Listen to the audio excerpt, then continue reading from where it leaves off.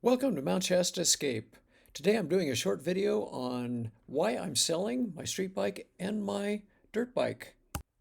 The Suzuki GSX-8S is listed on both Craigslist and CycleTrader, and the KLX300 is listed only on Craigslist. I talk about why I'm selling the bikes and also how to watch out for scammers. It didn't take long for scammers to start contacting me. I had this conversation while I was walking to Lake Siskiyou with Joline and our dogs. At the time, I was only selling the Suzuki. Since then, I've also put up the KLX, and I didn't really discuss the KLX during this walk, but I'm selling it for many of the same reasons. The short explanation is that most of the kinds of things that I'm willing to ride the KLX on right now, I could ride an adventure bike on. There's a few things that maybe I couldn't, but I don't really need to have both bikes in the garage. I like them both. They're great motorcycles. But anyway, listen to the discussion and you'll find out why I'm doing this. I was a little upset on that scammer the first time that I saw it. You just got to roll with it. Second time, a little upset, and then now we got a plan, and now it's now it's just like, fine. Whatever, you guys. Your life really sucks if this is how you spend your time. I can get rid of scammers pretty quick. Yeah, motorcycles obviously are a huge target for these guys. Yeah. More so than vehicles. I'm selling my GSX-8S on Craigslist. Now I've got an ad up which I just put up yesterday.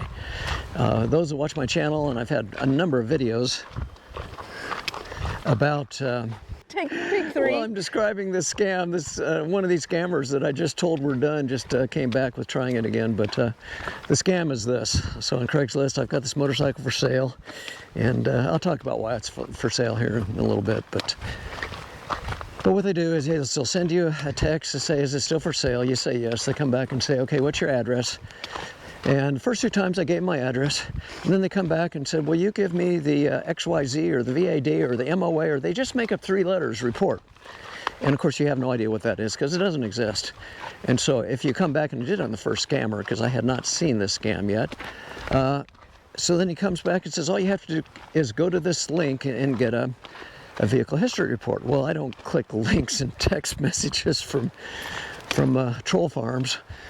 And I just came back and told him, no, I'm not going to click that link. And I looked up both the link, the name of the link, and looked up this 3-letter thing on Google, and immediately came up with, it's a common scam.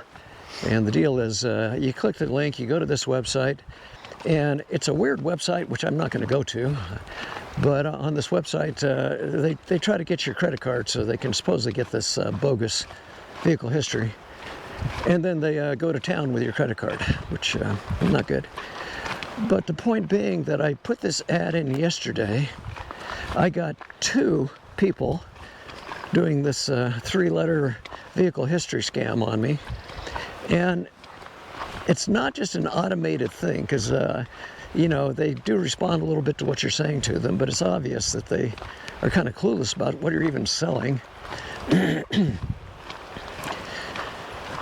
And now I've just got the 3rd one that's working on me right now, and I already told this 3rd one that,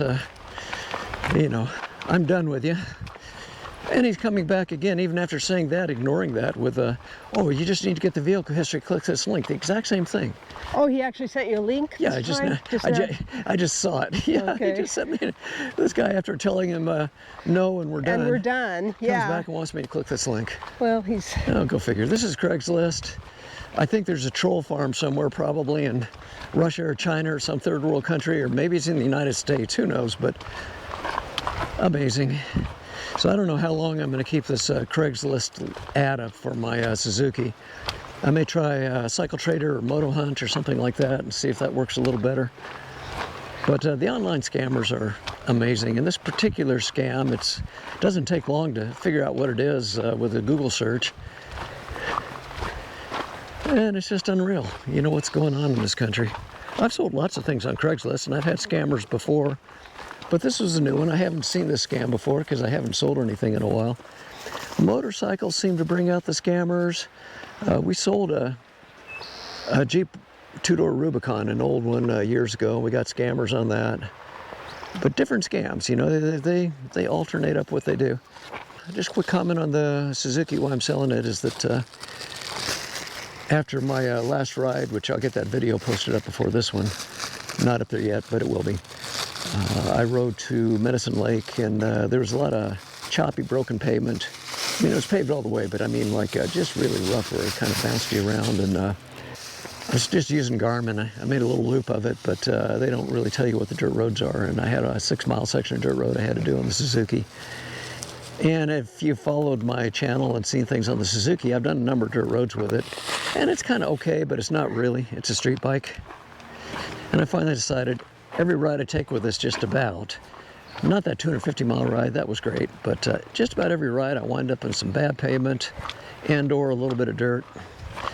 And I know way back when I was thinking about adventure bikes, and I ruled them out because they're kind of tall and a little bit heavier.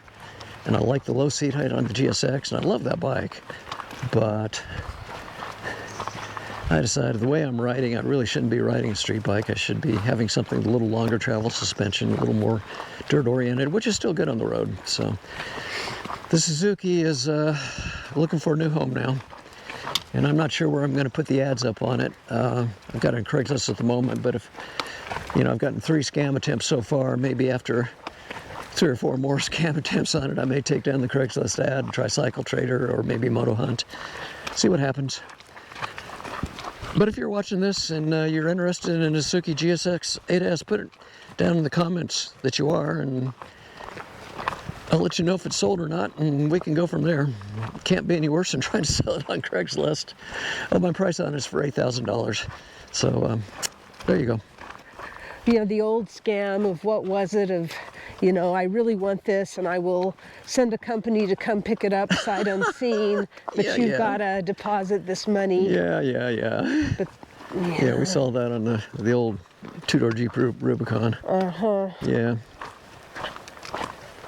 By the way, when you sell something really expensive like that, the way to do it is just tell whoever's the buyer, we will meet you at the financial institution of your choice with title in hand and whatever you're selling in hand, and we will watch while you get a cashier's check from this financial institution, which we will then accept, and at the same time we will sign over the title to you, all upfront and above board.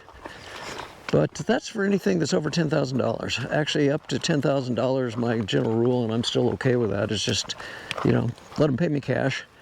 And I know there's a risk you get counterfeit cash, but if the person's right there in front of me and I see some ID and I get their license plate and they give me counterfeit stuff, I think that law enforcement could get on them fairly quickly. That's a federal offense. Yeah, so for that reason, I'm not terribly concerned about somebody scamming me out of $8,000 with counterfeit cash. It could happen. But if it's over 10 for sure, I want to see them get that cashier's check from a financial institution. And we've sold a number of things that way, and anybody's legitimately interested in buying a car, it's always been a car when we do it because they're expensive, they've had no problem with it. I think they're happy about it too, because they see everything's up and up. We know we're getting our money. They know they're getting the title, and the vehicle's right there, which they've had time to usually by then drive it and inspect it. But this whole scam thing, man, we live in a world full of scammers.